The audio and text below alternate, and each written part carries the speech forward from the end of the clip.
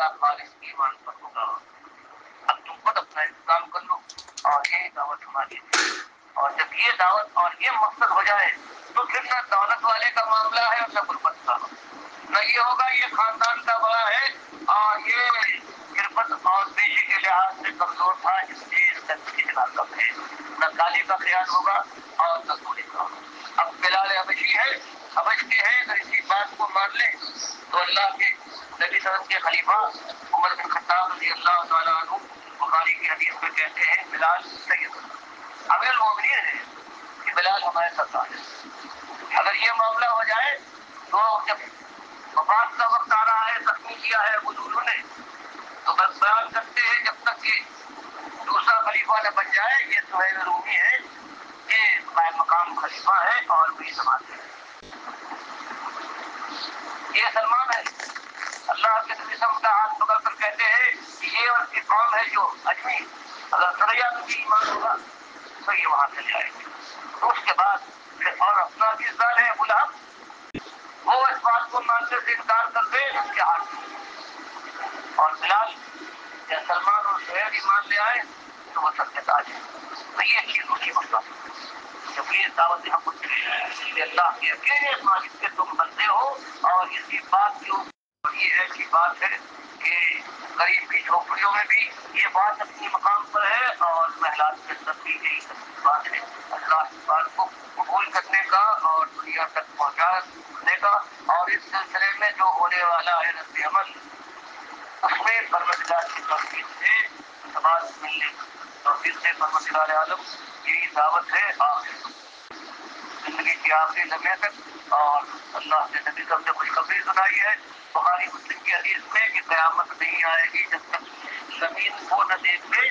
اس کی پیٹھ کے اوپر جتنے لوگ باقی ہوں گے سارے کے سارے ایماندار ہوں گے. ایک کافی بھی زمین کی پشت پر موجود نہیں ہوگا. اس لیے جزیہ کا زمانہ جو کفار سے دیا جاتا ہے اس کی حفاظت کے لیے وہ خرچ کر دیا جائے گا. اور قریب اس کی وجہ سے آج ہمارا جوان بھی ہے، ہمارا بوڑھا ہے، ہمارا مالدار، ہمارا غریب اسی کی اسی کی تکلیف میں جو وہ کہتے وہ حق ہے.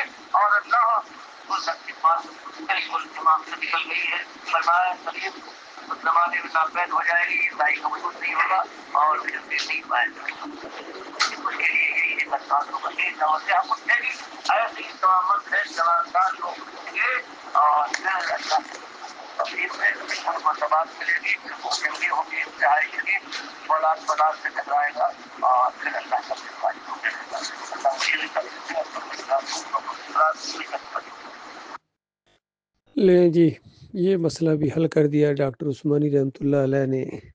کس انداز سے یہ بات بیان کی کہ یہاں غریب اور امیر کا معاملہ نہیں ہے، یہاں تو ایمان خالص اور اس کے اوپر جم جانا اور پھر اللہ کے راستے میں جہاد کرنے کا معاملہ ہے.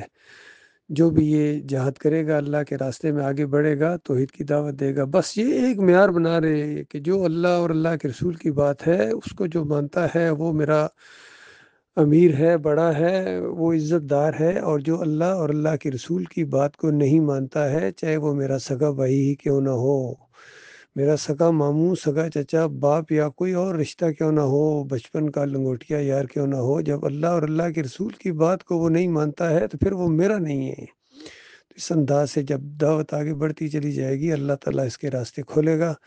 اور یہ دعوت جو ہے یہ غلبہ پکڑنے کے لیے اٹھی ہے. یہ بہت بڑی اللہ کی رحمت اور شفقت کی وجہ سے اٹھی ہے. بہت ہی ناشکرے اور غدار ہیں جنہوں نے اس دعوت کی قدر نہیں کی ہے یا اس کا رخ موڑنے کی کوشش کی ہے یا اس میں کیڑے نکالتے ہیں یا مخالفت کرتے ہیں یا اس کو ذرا ٹیڑھا کرنے کی کوشش کرتے ہیں. سب نے یہ کوششیں کی ہیں اور سب ناکام ہوئے ہیں، نامراد ہوئے ہیں. اس دعوت کے ساتھ عزت ہے صحیح معنوں میں، اور ایمان کا وہ مزہ توحید کے ساتھ ہے اور رد شرک کے ساتھ ہے اور کفر بالطاغوت کے ساتھ ہے. اللہ تعالیٰ اس دعوت کے ساتھ جڑ جانے کی، اللہ تعالیٰ اس کے اوپر جم جانے کی توفیق عطا فرمائے. یہ اللہ کا بہت بڑا احسان ہوتا ہے کہ مالک ایمان کے راستے پر چلائے، ایمان کی سمجھ عطا فرمائے اور شرک سے وہ نفرت اور وہ بیزاری دل کی گہرائیوں کے اندر اتر جائے. اللہ کا لاکھ لاکھ شکر ہے. یہ دعوت گزشتہ 38 سال سے رگو پے کے اندر، خون کے ریشے ریشے کے اندر چلی گئی ہے اور بس اسی کے لیے جی رہا ہوں اور اسی کے لیے مرنے کا شوق ہے. میرے اصلی بھائی اور اصلی میرے مومن بھائی وہی ہیں جو اس انداز سے آگے بڑھنے کی کوشش کریں، چاہے امیر ہیں چاہے غریب ہیں۔ یہ امیری اور غریبی کا معاملہ نہیں ہے، یہ خلوص کا معاملہ ہے، اور ہر ایک اس راستے میں آگے بڑھ سکتا ہے۔ کوئی یہ نہ کہے کہ میرے پاس وسائل نہیں ہیں، یا میرے پاس مال نہیں ہے، یا میرے پاس زیادہ جتھے نہیں ہیں، یا میری زبان صحیح طریقے سے چلتی نہیں ہے، یا میں یہ کام نہیں کر سکتا ہوں، وہ کام نہیں، ہر ایک یہ کام کر سکتا ہے۔ اللہ تعالیٰ جس کو توفیق دے، جو آگے بڑھنا چاہے مالک اس کو آگے بڑھائے گا، اور جو رک جائے وہ روک دے گا مالک اس کو، جو پیچھے ہٹنا چاہے وہ پیچھے ہٹ جائے گا، اور بہانے اللہ تعالیٰ اس کو دے گا۔ یہ خود چونکہ پیچھے ہٹنا چاہتا، آگے نہیں بڑھنا چاہتا تھا، اس کو کوئی نہ کوئی بہانہ مل گیا ہے، جس طرح ان کو بہانے ملے ہیں۔ کوئی تو شرک میں چلے گئے، اور کچھ کہیں نہ کہیں پگڈنڈیوں میں ادھر ادھر گھوم رہے ہیں، آگے بڑھنے کے لیے کوئی تیار نہیں ہے۔ تو اللہ کا دین بالکل بے نیاز ہے ان سے۔ مالک ایسے لوگوں کو لائے گا، ایسے مخلص ہوں گے جن سے مالک محبت کرے گا، وہ مالک سے محبت کریں گے، اور اللہ کے راستے میں جہاد کریں گے، اور کسی لان تان کرنے والے کی ملامت کی ذرا پرواہ نہیں کریں گے، بلکہ ان چیزوں کو اللہ کے راستے کے تحفے اور پھول سمجھیں گے، جو اپنے مالک کی بارگاہ میں ہم لے کے جائیں گے کہ مالک تیری وجہ سے یہ کچھ سننا پڑا ہے۔ باغی انہوں نے کہا، انتشاری انہوں نے کہا، اور کون کون سے عیب نہیں نکالے ہیں، کون کون سے الزامات نہیں لگائے ہیں، مالک ایک ایک کا حساب چکتا کرے گا انشاءاللہ۔